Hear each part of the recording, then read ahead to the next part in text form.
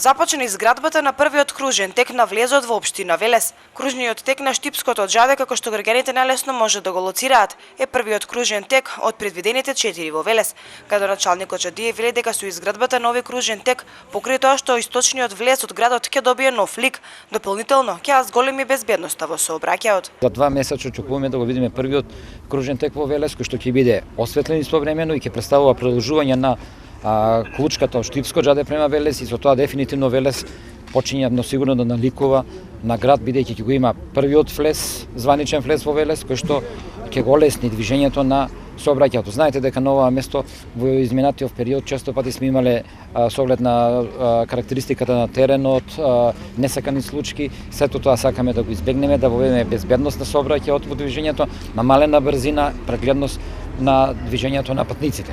Отпочнувањето на изградбата на кружниот тек е само почеток на реализација на проектите за кружните текови.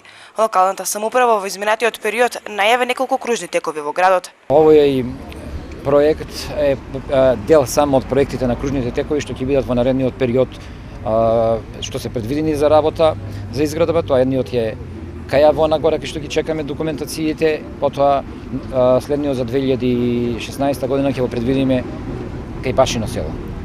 Сите овој објект денеска што го почнавме со работа, прво ги обезбедивме сите потребни дозволи, документации и се што е неопходно за отпочнување на една ваква градба.